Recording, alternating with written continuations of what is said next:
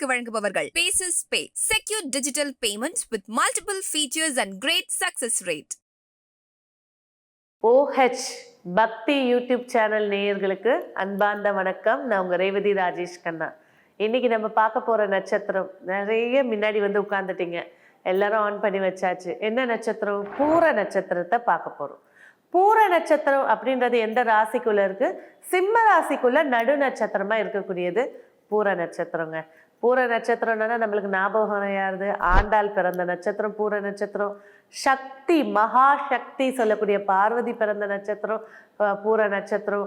சரி, இந்த பூர நட்சத்திரத்துல பெண் ஆதிக்கம் ரொம்ப அதிகமா இருக்கக்கூடிய நட்சத்திரமும் பூரம் தாங்க. சரி, இந்த பூரம் அப்படின்னு எடுக்கும்போது வந்து பாத்தீங்கன்னா இதுக்கு அதிபதி வந்து சுக்கிர பகவான். அதாவது தனக்காரகர்கள் அழைக்கக்கூடிய குரு சுக்கிரன்ல பெரும்பணத்தை குருவையும் சிறு பணத்தை சுக்கிரனும் சொல்லும். அப்போ அரசு வருமானங்களை பெறக்கூடிய நட்சத்திரங்கள்ல ஒரு நட்சத்திரம் பூர நட்சத்திரம். சரி, இந்த பூர நட்சத்திரத்தோட குணங்கள் பார்க்கலாம். பூரம் அப்படின்னு சொல்லும் போது வந்து பாத்தீங்கன்னா 50% கண்டிப்பா பிடிவாதம் இருக்கும், 50% நேர்மைகள் அதிகமா இருக்கும், விட்டு கொடுக்குற தன்மை அதிகமா இருக்கும். இந்த பூரத்தோட தனித்துவம் என்னன்னா, ஒரு குடும்பம் பிரிஞ்சிருக்கு, என் வீட்டில் ஒரு பிரச்சனை அப்படின்னா எல்லாத்தையும் ஒன்று சேர்க்கக்கூடிய எண்ணம் கொண்டவர்கள் பூர நட்சத்திரம். அதே டைம்ல இவங்க கோபத்தினாலையும் பிரச்சனைகளை சந்திப்பாங்க. ஸோ இந்த பூர நட்சத்திரம் எடுக்கும்போது 1ஆம் பாதத்துல ஒருத்தர் பிறந்திருக்காங்க அப்படின்னாக்கா மிகப்பெரிய கண்டிப்பாளர்கள்.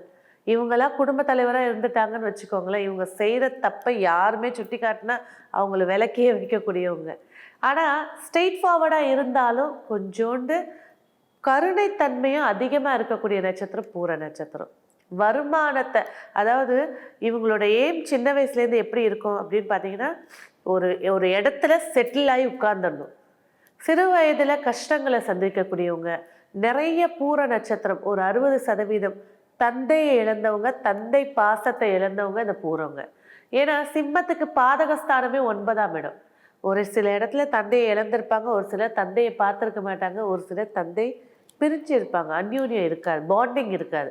சிறு வயதுல சில ஸ்ட்ரெஸ்ஸுங்க, சில விஷயங்கள் சொல்ல முடியாதது மனசுக்குள்ள இருக்கும். டீனேஜில் ஒரு சில பிரச்சனைகளை சந்திச்சு, ஒரு டீனேஜை முடிஞ்சதுக்கு அப்புறமா அவங்களோட எய்ம் என்னன்னா, ஒரு செட்டிலாகி உட்காரணும், நம்மளை பார்த்து எல்லாரும் கையெடுத்து கும்பிடணும், மரியாதை கொடுக்கணும் அப்படின்னு ஒரு பிடிவாதமான ஒரு எய்ம் கொண்டவங்க பூர நட்சத்திரம் 1ஆம் பாதத்துல பிறந்தவங்க.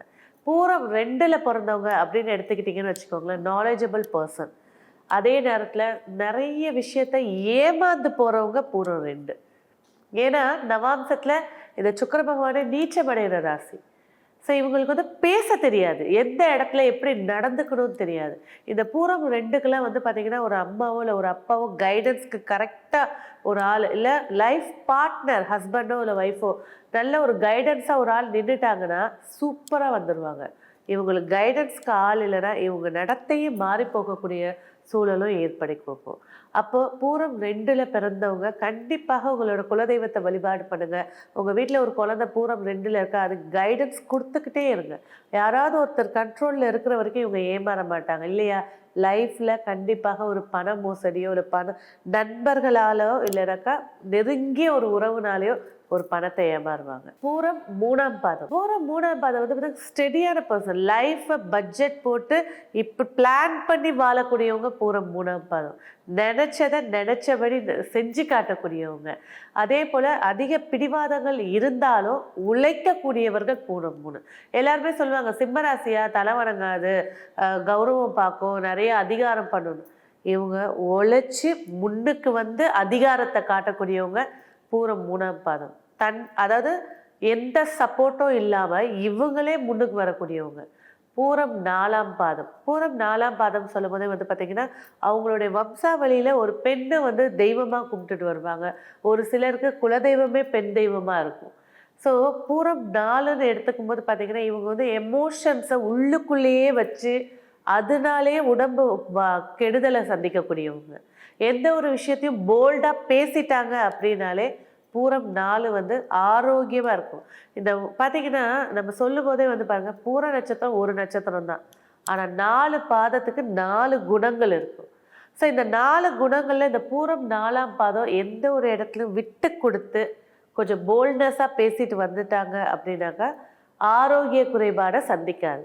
எப்படி மகத்துல நம்ம பேசணும், இந்த பாதம் வந்து ஆரோக்கிய பிரச்சனையை சந்திக்கணும். அதே போல பூரம் 4ஆம் பாதம் ஆரோக்கிய சார்ந்த விஷயங்கள கவனம் இருக்கணும். சரி, இப்ப பூர நட்சத்திரத்துடைய தன்மைகளை பார்ப்போம். பூர நட்சத்திரம் எடுத்துக்கிட்டீங்கன்னு வச்சுக்கோங்களேன், இதோட அதிபதி வந்து சுக்கிர பகவான். இதோட மிருகம் சொல்லும்போது அந்த மிருகத்துக்குள்ள இருக்கக்கூடிய கேரக்டரை தான் நம்ம எடுத்துக்க போறோமே தவிர, இது சின்னதா இருக்கு, இது பெருசா இருக்கு, இது காட்டுல இருக்கும், இது வீட்டுல, அந்த இதை எடுத்துக்க தேவையில்லை. பூரம் நட்சத்திரம் எடுக்கும்போது பார்த்தீங்கன்னா மிருகம் வந்து பெண் எலி. இந்த பெண் எலி அப்படின்னு சொல்லும்போது பாலினம் மாறும்போது தன் அரவணைப்பும் அதிக கட்டுப்பாடோடு இருக்கக்கூடியது பெண் எலி. ஸோ இந்த பெண் எலி வந்து எப்படி குறைச்சிக்கிட்டே இருக்கும், ஏதாவது பாதுகாப்பை இடத்த தேடிக்கிட்டே இருக்கும் தான் குட்டியை போடுறதுக்கு வைக்கிறதுக்கு. அப்போ பூர நட்சத்திரக்காரங்க சேஃப்டி ஜோனையே மைண்ட் வாய்ஸாக இருக்கும். என் பசங்களுக்கு சேர்த்து வைக்கணும், என் பேர பசங்களுக்கு சேர்த்து வைக்கணும், யாருமே கஷ்டப்படக்கூடாது, நான் பட்ட கஷ்டத்தை இவங்க படக்கூடாது அப்படின்னு நினைக்கக்கூடியவங்க பூர நட்சத்திரம். ஸோ இந்த பூர நட்சத்திரத்துக்கு அப்படின்னு பார்த்தீங்கன்னா அதிதேவதை அப்படின்னா சக்தி. 3 சக்திகளில் ஒன்றான பார்வதி தான் இந்த பூர நட்சத்திரத்துக்கான அதிதேவதை. எந்த சிவனாலயம் போனாலும் சரி, தாயாருக்கு போய் ஒரு நமஸ்காரம் பண்ணிருங்க, சக்சஸ்ஃபுல், ஈஸியா. அம்மாவை கையில பிடிச்சிட்டிங்கன்னா உங்க வாழ்க்கை வெற்றி. ஸோ பூர நட்சத்திரத்தோட விருட்சம் அப்படின்னு பார்க்கும்போது பலாசுன்ற மரங்க. பலாசு அப்படிங்கிறது வந்து பார்த்தீங்கன்னா நல்ல மிக பெருசா வளரக்கூடியது. ஸோ இந்த பலாசு மரத்துல வந்து பார்த்தீங்கன்னாக்கா நிறைய இடத்துல பூஜை ரூம்ல வந்து மணக்கட்டையா செஞ்சு போடுவாங்க. அவ்வளோ ஸ்ட்ராங்காக இருக்கக்கூடியது. தெய்வ காரியங்களுக்கு அதிகமாக யூஸ் பண்ணக்கூடியது வந்து இந்த பலாசு மரம். ஸோ பூர நட்சத்திரத்தோட உணவு அப்படின்னு பார்த்தீங்கன்னா எலுமிச்சம்பழக்கனி. அதாவது கனிகள்லேயே ராஜகனின்னு சொல்லக்கூடியது வந்து எலுமிச்சம்பழம். ஸோ இந்த எலுமிச்சம்பழக்கனி அவங்களோட ஹேண்ட்பேக்லேயோ இல்லை எலுமிச்சம்பழத்தோடைய அரோமா ஆயில்ஸோ யூஸ் பண்ணும்போது உங்களுக்கு வந்து எந்த இடத்துல பிரச்சனைகள் இருந்தாலும் அந்த பிரச்சனையோட வீரியம் அதை எப்படி ஹேண்டில் பண்ணும் அப்படின்ற போல்ட்னஸையே ஏற்படுத்தி கொடுக்கும். ஸோ இந்த பூர நட்சத்திரத்துக்கு அப்படின்னு பார்த்தீங்கன்னா ஆகவே ஆகாத நட்சத்திரங்கள் உத்திரட்டாதி நட்சத்திரமும் ரேவதி நட்சத்திரமும் பூர நட்சத்திரத்துக்கு செட் ஆகாது. ஸோ வாழ்க்கை துணையாக நீங்கள் பார்த்தாலும் சரி, நான் ஒரு பார்ட்னர்ஷிப் பிஸ்னஸ் போட போகிறேன், அப்போ அவங்க இந்த நட்சத்திரமாக இருக்காங்கன்னா கண்டிப்பாக அவாய்ட் பண்ணிடணும். ஸோ ஏன்னா இந்த நட்சத்திரத்துக்கு வேத நட்சத்திரமாகவும் சந்திராஷ்டம நட்சத்திரமாகவும் வரக்கூடியது தான் இந்த 2 விஷயமும்.